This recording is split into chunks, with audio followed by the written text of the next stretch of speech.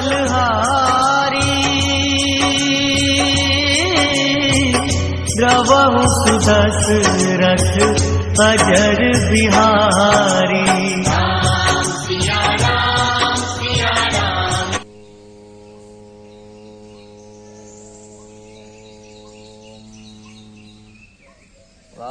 वाग्विभूति प्रदा देवी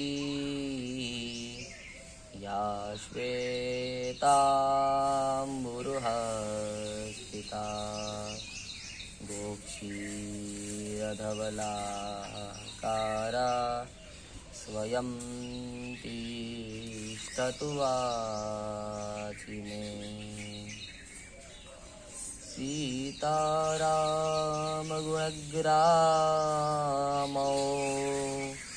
पुण्यारण्यविहारिणौ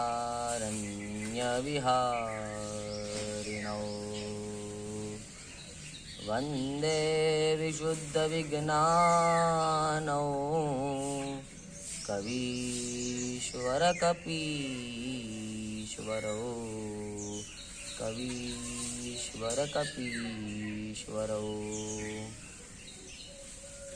नमो नमः। સૌને જય સિયારામ।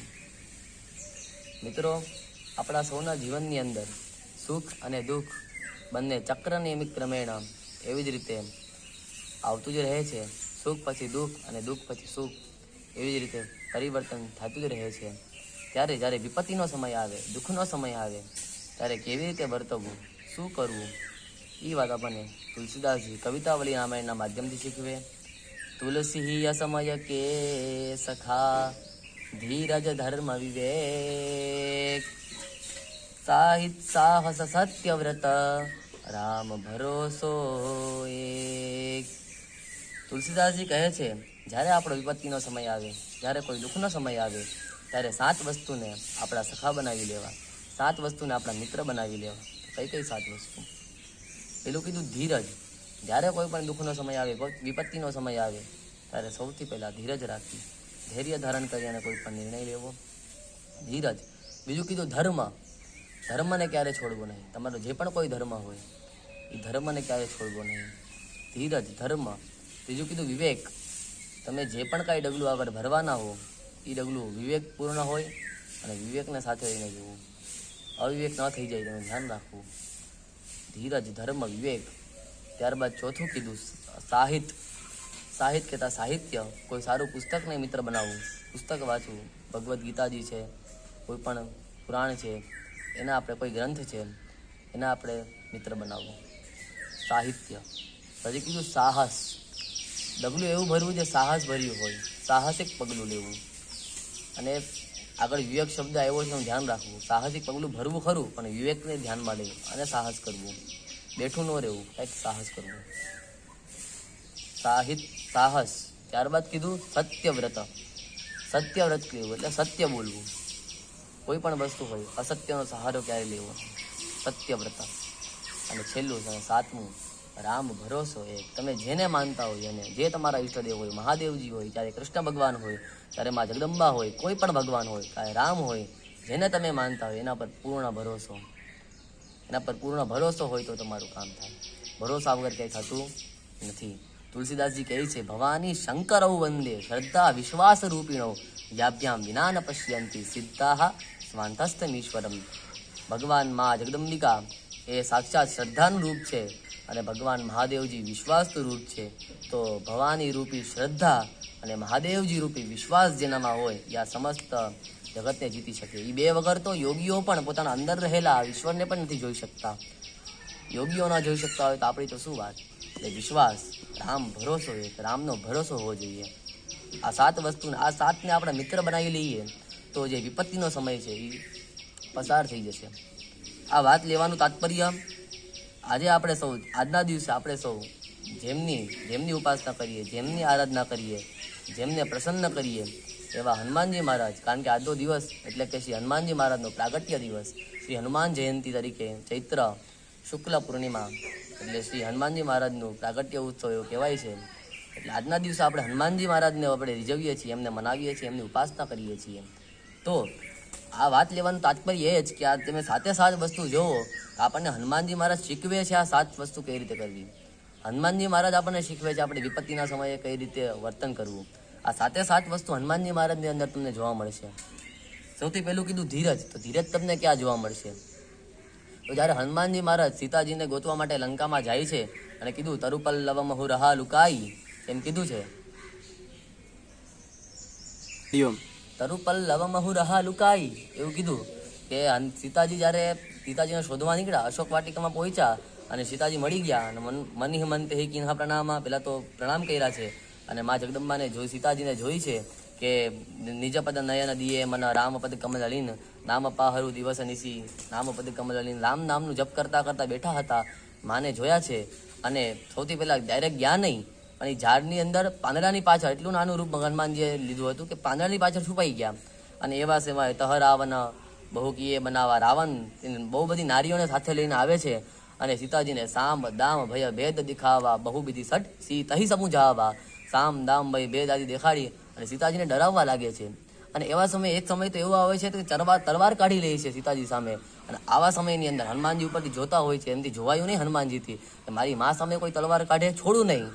પણ હનુમાનજી તારે ધીરજ રાખી. આ વિપત્તિનો સમય હતો પણ ધીરજ રાખી.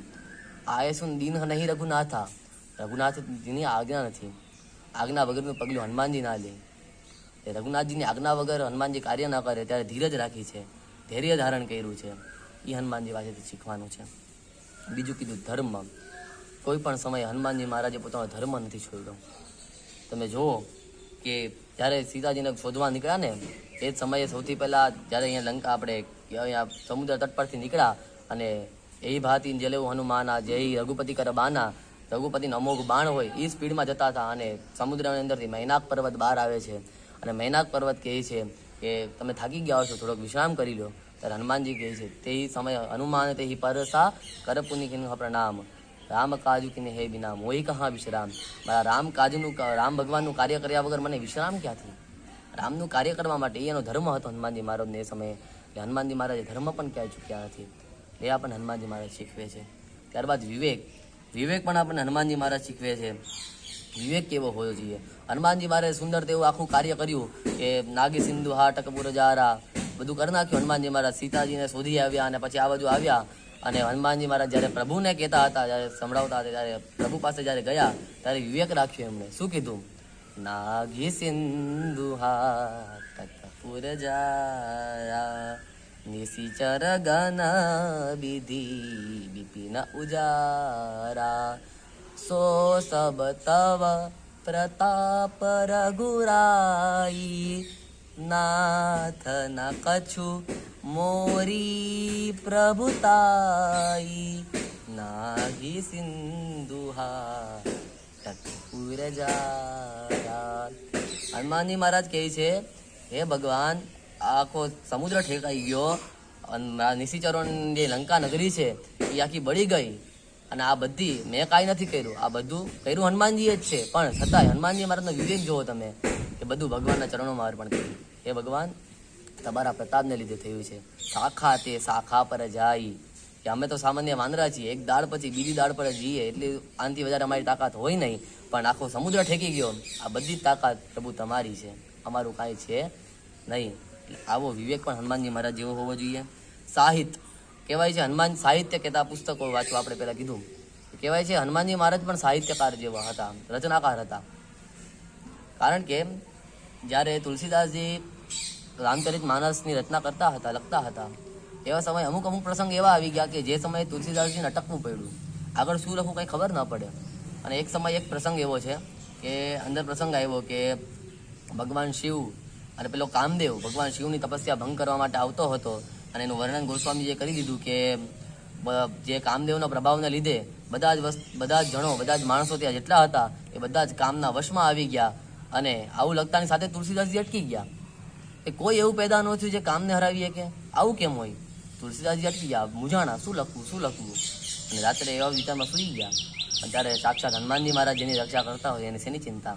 હનુમાનજી મહારાજ આવીને સાથે લખી ગયા છે કે લખી નાખ્યું હનુમાનજી મહારાજ એની અંદર રામચરિત માનસમાં બાલકાંડમાં આવે છે કે જેના પર રામે કૃપા કરી એની સિવાય બીજા બધાને કામે મોહિત કરી લીધા. રામની કૃપા જેની પર હતી એને કોઈ કામ મોહિત કરી શક્યું નહીં. એટલે આવી રીતે હનુમાનજી મહારાજ સાક્ષાત ઘણી જગ્યાએ તુલસીદાસજી રામાયણની અંદર આવી અને સહાય કરી ગયા. એટલે સાહિત્ય. ત્યારબાદ સાહસ તો કટું થતું હનુમાનજી મહારાજને આપણે સૌ જાણીએ છીએ કે લંકાની અંદર નિશિચરોને સાહસ કરીને અને ઘણું મોટું કાર્ય કર્યું. છઠ્ઠું સત્યવ્રત. હનુમાનજી મહારાજે ક્યારે સત્ય નથી છોડ્યું. ત્યારે સુગ્રીવ કહે છે કે બે રાજકુમાર જેવા કોઈ દેખાતા આવે છે, તમે વિપ્ર રૂપ લઈને જાઓ અને કહો.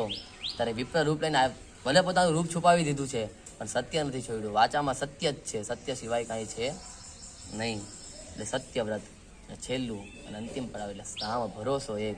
હનુમાનજી મહારાજને આપણે કહેવાય, હનુમાનજી મહારાજને એટલો બધો રામ ઉપર ભરોસો હતો કે હનુમાનજી મહારાજ પોતાને રામમય જાણતા હતા. જ્યારે તો આપણે વાલ્મીકી રામાયણનો પ્રસંગ છે કે જ્યારે રામ ભગવાનને અને હનુમાનજી પહેલી વાર મળે છે ત્યારે રામ ભગવાન હનુમાનજી મહારાજને પૂછે છે તમે કોણ છો? ત્યારે હનુમાનજી મહારાજ ઓળખી જાય છે આ ભગવાન સિવાય કોઈ ન હોય. ત્યારે હનુમાનજી મહારાજ રામજીને કહે છે કે દેહ બુદ્ધ્યા તુ દાસોસ્મી, જીવ બુદ્ધ્યા ત્વદંશકઃ, આત્મબુદ્ધ્યા ત્વમેવાહમ ઇતિ મે નિશ્ચિતામતી. હે પ્રભુ, હે નાથ, જો તમે આ દેહથી કહેતા હોય કે આ દેહ કોણ છે, તો આ દેહ તમારો દાસ છે. દેહ બુદ્ધ્યા તુ દાસોસ્મી, દેહની બુદ્ધિથી હું તમારો દાસ છું. જીવ બુદ્ધ્યા ત્વદંશકઃ, તમે જીવની દ્રષ્ટિથી કહેતા હો તો જીવની દ્રષ્ટિથી હું તમારો અંશ છું. અને આત્મબુદ્ધ્યા ત્વમેવાહમ, આત્માની દ્રષ્ટિથી કહેતા હો તો આત્મા એક છે, આપણે સૌ જાણીએ છીએ. એટલે હનુમાનજી મહારાજ કહે છે આત્મબુદ્ધ્યા ત્વમેવાહમ, આત્માની બુદ્ધિથી હું તમે એ હું જ છું, હું તમે જ છો. આવું હનુમાનજી મહારાજ કહે છે. ઇતિ મેં નિશ્ચિતામતી. અને આ શબ્દ સાંભળીને રામજી ખૂબ પ્રસન્ન થાય છે અને હનુમાનજી મહારાજને ભેટી લે છે. એટલે હનુમાનજી મહારાજ આપણને શીખવે છે કે આપણે વિપત્તિના સમયે કેવું કરવું જોઈએ. એટલા માટે વિપત્તિ જ્યારે પણ આપણા સમયની અંદર આવે છે અને સાક્ષાત હનુમાનજી મહારાજ શીખવતા હોય તો પછી અતુલિત બલના ધામ છે જે હનુમાનજી મહારાજ. અતુલિત બલધામા હેમ શૈલાબ દેહમ, જેનો સોનાનો પહાડ જેવો સુંદર દેહ છે. હેમ શૈલાબ દેહમ દનુજ વન કૃષાનું, તે રાક્ષસોના વનને દુર્શાનું કહેતા સળગાવનારા છે, આગ લગાવનારા છે. ધનુજ વનકૃષાનું જ્ઞાની નામ અગ્રગણ્યમ, જે જ્ઞાનીઓમાં જેની સૌથી પહેલી ગણના થાય છે એવા હનુમાનજી મહારાજ. જ્ઞાની નામ અગ્રગણ્યમ સકલ ગુણનિધાનમ, બધા જ ગુણોની ખાણ છે, બધા જ ગુણો એની અંદર સમાયેલા છે એવા હનુમાનજી મહારાજ. અને સૌથી મોટી અને મેન વાત, રઘુપતિ પ્રિય ભક્તમ, ભગવાન શ્રી રામના, ભગવાન રઘુપતિના સૌથી પ્રિય ભક્ત છે એવા હનુમાનજી મહારાજને અમે નમસ્કાર કરીએ. વાત જાતમ નમામી. કહેવાય છે જ્યાં જ્યાં રઘુનાથજીનું કીર્તન થાય છે ત્યાં ત્યાં હનુમાનજી મહારાજ સાક્ષાત આવે છે. બાષ્પવારી પરિપૂર્ણ લોચનમ, યત્ર યત્ર રઘુનાથ કીર્તનમ, તત્ર તત્ર કૃતમસ્તકાંજલિમ, બાષ્પવારી પરિપૂર્ણ લોચનમ, મારુતિમ નમત રાક્ષસાંતકમ. આવા શ્રી હનુમાનજી મહારાજને આપણે યાદ કરીએ.